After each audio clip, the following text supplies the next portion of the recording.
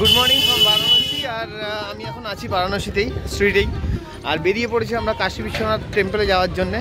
আর অন্যতম প্রাচীন নগরী বারাণসী, এই বারাণসীতে মোটামুটি জায়গা তো খুবই সুন্দর। সকাল থেকে উঠে দেখতে পাচ্ছি বেশ পুরনো পুরনো বাড়ি, আর মানে জায়গায় জায়গায় মন্দির, প্রচুর প্রচুর প্রচুর পরিমাণে মন্দির আছে।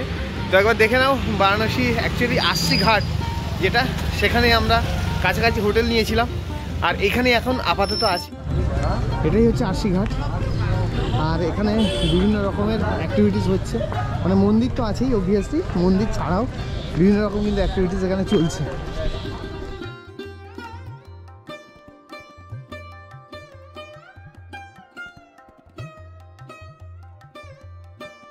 পাখিদের কোনো ভয় নেই এখানে, আর সবাই প্রচুর পরিমাণে দানা দিচ্ছে। সেই দানার জন্য দেখো পাখি উঠছে, দেখো।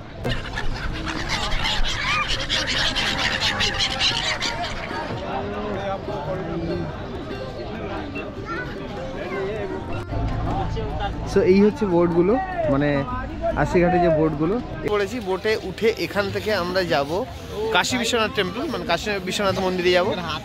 আশিঘাট ঘাটের কিছু কথা তোমাদের একটু বলে রাখি, সেটা হচ্ছে যে যখন মা দুর্গা শুম্ভ এবং নিশুম্ভকে যখন যুদ্ধে পরাজিত করে যে অস্ত্রটা ছিল, সেই অস্ত্রটা কিন্তু ছুঁড়ে দেয় পৃথিবীর দিকে, এবং সেটা গিয়ে যে স্থানে পড়েছিল সেখানে একটা বড় গহ্বর তৈরি হয়েছিল, গর্ত তৈরি হয়েছিল। এবং সেই যে গর্তটা, সেখান থেকেই কিন্তু তৈরি হয় আশি, মানে সেই যে ওয়াটার ফ্লো হয়েছিল সেটার নামই ছিল আশি।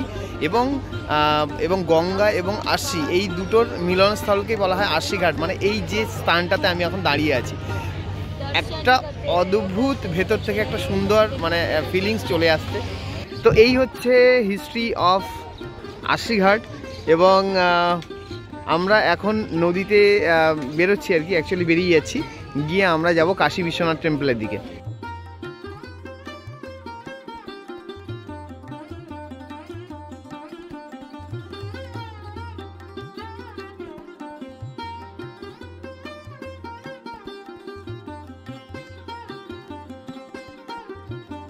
সো মোটামুটি আশি ঘাটের তোমাদের হিস্ট্রি তো বললাম যে কীভাবে মানে আশি ঘাট তৈরি হয়েছে। এবার ব্যাপারটা হচ্ছে যে আমরা কিন্তু এখন বোটে করে যাচ্ছি। বোটটা কিন্তু শেয়ারিংয়ে, এবং শেয়ারিংয়ে 100 টাকা করে পার হেড শেয়ারিংয়ে আমরা যাচ্ছি। এবং তুমি চাইলে ছোটো বোটও নিতে পারো, সেখানে কিন্তু তোমাকে 1400 পে করতে হবে, 1400 টাকা পে করতে হবে।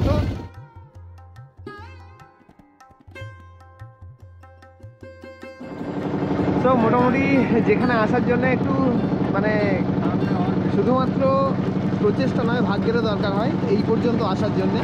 কারণ সবার কিন্তু ইচ্ছা থাকলেও উপায় হয় না। তো আমাদের উপায় হয়েছে, সেই জন্য আমরা এসেছি। এটা দেখতে পাচ্ছি, এটা হচ্ছে দশাশ্বমেধ ঘাট। আর এখানে পুজো চলছে, ওর মধ্যে কিন্তু পুজো চলছে। আর এখান থেকে নদী থেকে কিন্তু সেটা দেখতে কিন্তু দারুণ লাগছে, অবভিয়াসলি ভালো লাগছে।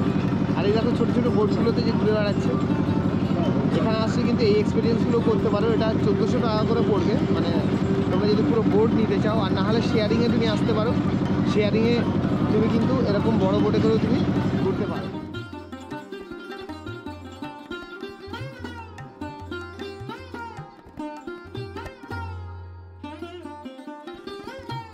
বোট থেকে নেমে পড়েছি, এবং নেমে মোটামুটি কাশী বিশ্বনাথ টেম্পলের দিকে আমরা যাচ্ছি, এগোচ্ছি। ঠিক আছে, এই সিঁড়িগুলো ভেঙে তোমাকে উঠতে হবে ওপরে। আর এই যে ফোর্টগুলো আছে দেখতে পাচ্ছ, এখানে সবাই দাঁড়িয়ে কিন্তু এখান থেকে পুরো এই যে নদী আছে, সেই নদীর কিন্তু এখান থেকে দর্শন নিচ্ছে। আর ওই দিকটা আছে ললিতা ঘাট, এই ললিতা ঘাট থেকেই কিন্তু এদিক দিয়ে হেঁটে দশাশ্বমেধ ঘাটে যাওয়া যায়।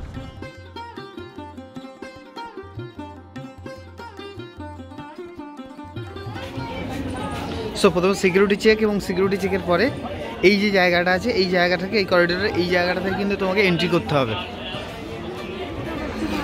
তোমরা মন্দির চত্বরটা ভালো করে দেখতে লাগো, ততক্ষণে আমি পুজোটা দিয়ে আসি।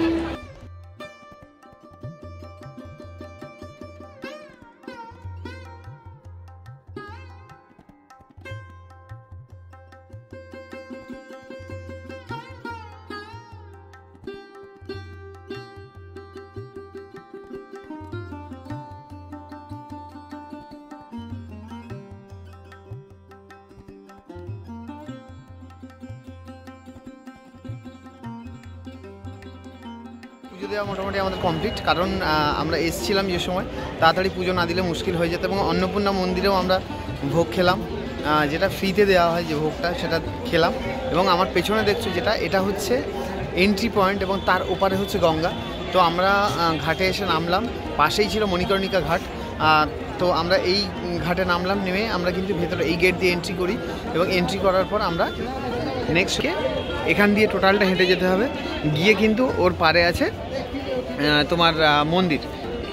এবার এই আমার পেছন দিকে হচ্ছে এবার মন্দির। এটা যেমন সিঁড়ি আছে, এটা দিয়ে ওঠা যায়, তেমন এই পাশটাতে কিন্তু সিঁড়িও কিন্তু এই পাশটাতে আছে। এটা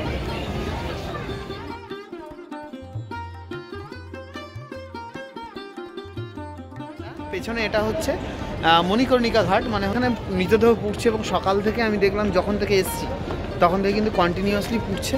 মানে কখনো আমি দেখিনি যে এখানে মানে চিতে বন্ধ যাচ্ছে। সামনেই গঙ্গা, গঙ্গার তীরেই দেখছো এগুলো সমস্ত কিছু পোড়ানো হচ্ছে।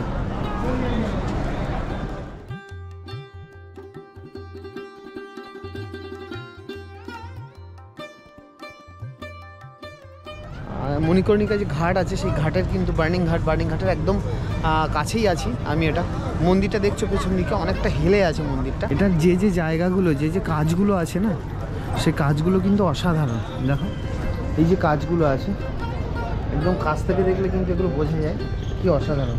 এবং টোটালি পাথরের এই জায়গাটা,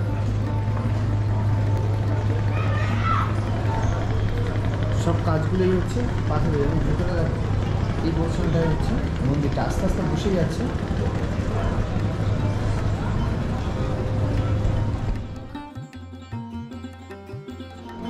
তো এখন হাঁটছি একদম গলি দিয়ে, মানে এখানে রাস্তাঘাট এরকমই একদম ছোট ছোট গলি আছে। এবং বারাণসীর তো প্রতিটা জায়গায় জায়গায় মন্দির, এবং এই জন্যই এটাকে বলে মন্দির নগরী। যাই হোক,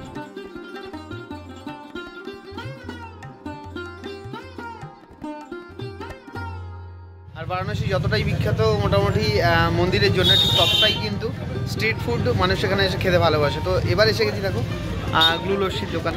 এই হচ্ছে দোকানটা। ভিড় দেখো প্রচণ্ড ভিড়, আর রীতিমতো সব লাইনে দাঁড়িয়ে গেছে আমাদের এই দুজন।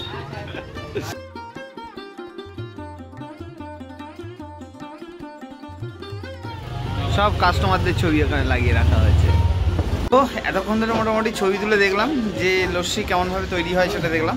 কিন্তু এবার হচ্ছে খাওয়ার পালা। লস্যি এসে গেছে হাতে, একবার দেখে নাও কী অবস্থাতে আছে। আগে হচ্ছে ড্রাই ফ্রুট লস্যি, এখানে মিক্সড ফ্রুট আছে, আলাদা দু একটা ফ্লেভারও আছে, এবং মানে খুব সুন্দরভাবেই দাদারা তৈরি করছে। থেকেই ফার্স্টেরটা নিই।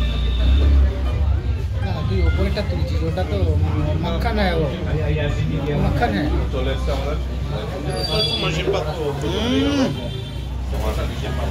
প্রথমে টক লেগেছে, বাট অলমোস্ট দারুণ টেস্টি। আমি তো কত নিল? 120 টাকা।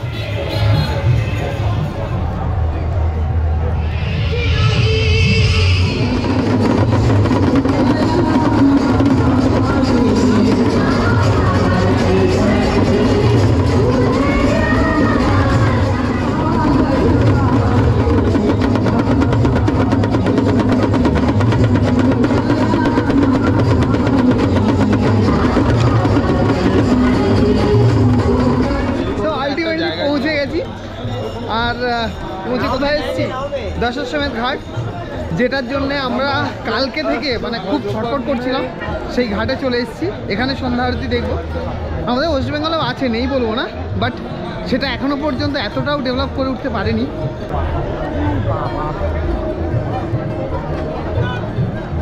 এখানে এত পরিমাণে লোক যে মানে ঠিকঠাক করে প্লেস পাওয়াটাই একটা ব্যাপার।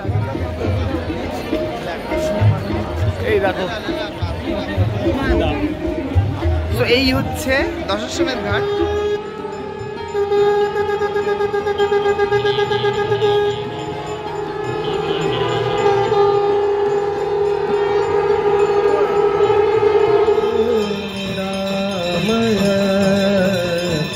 सर्वे भद्राणि विहंग जल थल चर पशु पतंग निज तट वासी विहंग जल थल चर पशु पतंग कीट जटिल तापस सब सरिस पालिका भवर भर त्रिभंग तर तरंग मालिका जो नर तुमको ध्याता जो नर मैया जी को ध्याता प्रचंड पंचकाय के धराधर छात्र चित्र पत्र पत्र कल्पनो चंद्र शेखर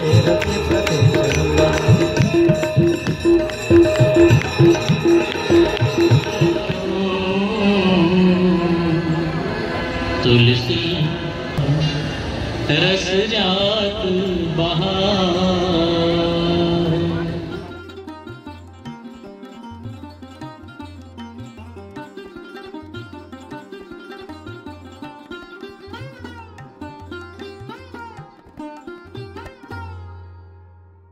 পুরো গঙ্গার পাড় ধরে কিন্তু হেঁটে চলে আসা যায়। মানে তোমরা যদি দশাশ্বমেধ ঘাটে থাকো বা যদি ধরো তোমরা বার্নিংঘাট মণিকর্ণিকা ঘাটেও যদি থাকো তাহলে কিন্তু এই গঙ্গার পাড় ধরে তোমরা এইভাবে কিন্তু হাঁটতে হাঁটতে চলে আসতে পারবে। এবং গঙ্গা ধরে পাড় ধরে হাঁটলেই সব থেকে কম সময়ে তুমি পৌঁছতে পারবে। মানে 80 ঘাটে তুমি খুব কম সময়ে পৌঁছতে পারবে।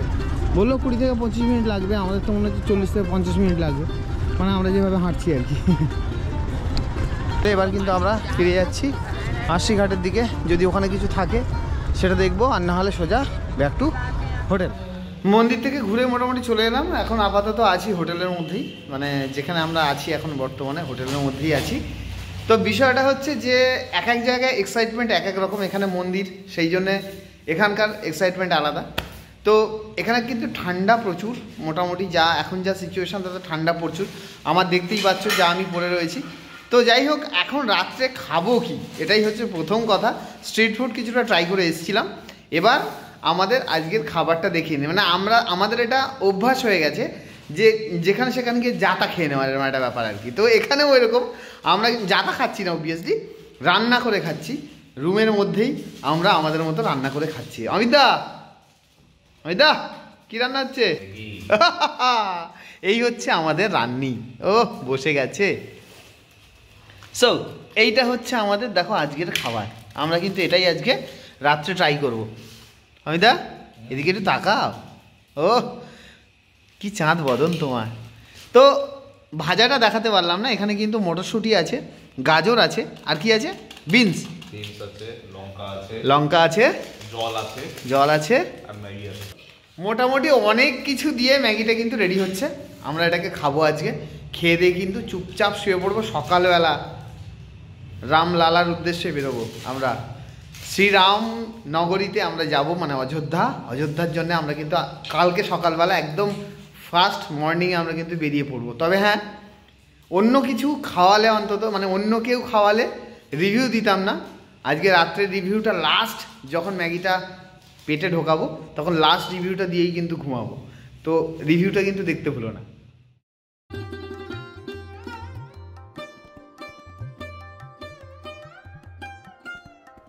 সারাদিন অনেক ঘোরাঘুরি করেছি, এখন খেয়ে নিচ্ছি।